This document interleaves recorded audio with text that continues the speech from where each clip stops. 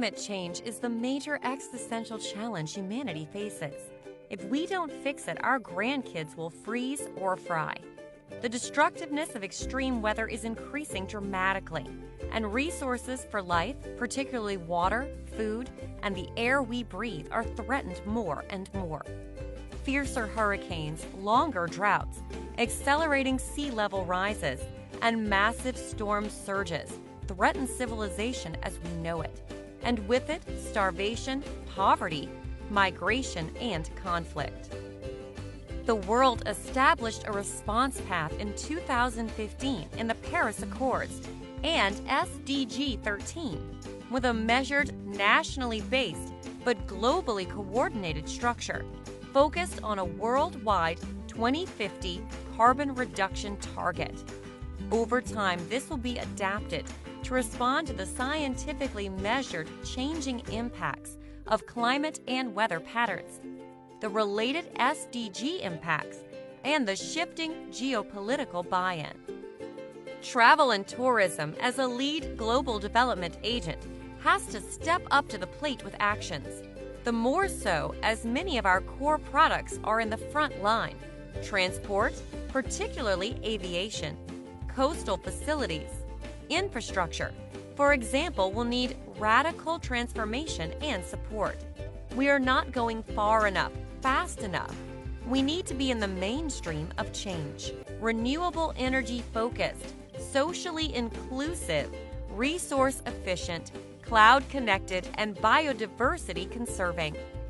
It also means building this transformation into our education systems, from school through university. We can set the path, but it's the next generation that will have to tread it. Business as usual is not enough. Moderate change is not enough. Only total transformation is enough. SunX, the strong universal network, has been established to make this happen and is building global partnerships under SDG 17 to create this change. Please join us at www.thesunprogram.com.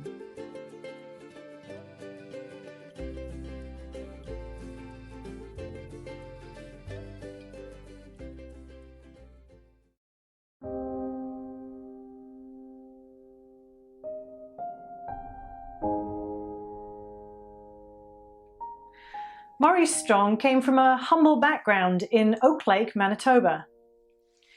His lack of formal education and his having to make his own way brought him in contact with the Inuit people and with organizations such as the YMCA. By the strength of his extraordinary personality, he single-handedly mobilized people and institutions to bring the environment to the forefront of the international conversation. I must say I feel more at home here tonight than I have since I arrived in Stockholm. This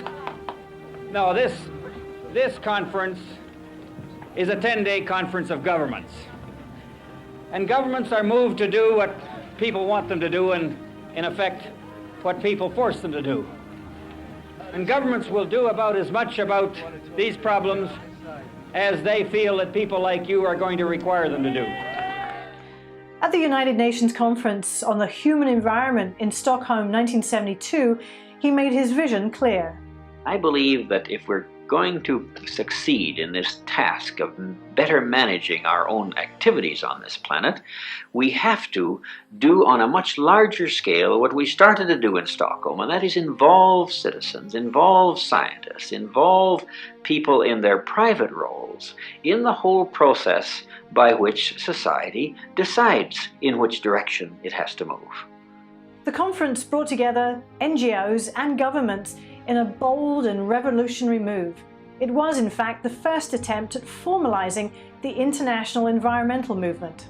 The United Nations organization has learned a lot from this experience, and one of the things we've learned is that we need new and better techniques of relating ourselves to the citizens groups and the non-governmental organizations, and I think this conference will show us better how to do that kind of a job, and I hope that you will continue after Stockholm the activity that you've started here. Because if we stop here, if we let government stop here, if we let international organizations stop here, if we let people stop here, it won't be long before some of the worst predictions that we've been hearing may well be upon us. The Stockholm Declaration broke new ground and created bold and revolutionary initiatives. My own minimum expectation for the Declaration is that it include the acceptance of responsibility on the part of nations for the consequences of their actions on the environment of others. Out of Stockholm came the United Nations Environment Programme. Maurice agreed to set it up. Man has sobered up somewhat, and the environment issue has made him realize that he does have to make very hard choices. He hasn't got it made. He can't have it always. He's got to decide, and in deciding, it's the deeper sense of values which is finally going to determine what he decides.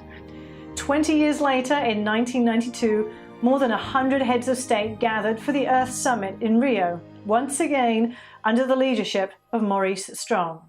It was not as much optimism as excitement and expectation and hope. Hope that this World Conference, which attracted more world leaders than had ever assembled before, would in fact be able to move us off the dime onto a pathway to a more sustainable future, to help make a fundamental change of course in industrial civilization. Maurice Strong had a way with words. His sentences were profound. They were poetry. His words inspiring others to follow in his path.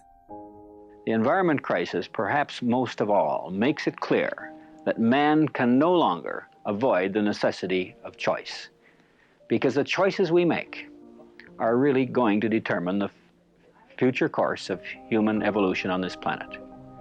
And while nobody can put a date by which we will have reached the point of no return, it seems very clear to me from all the evidence I've seen from the scientific world that the choices we make in this generation will really determine whether we make it or not.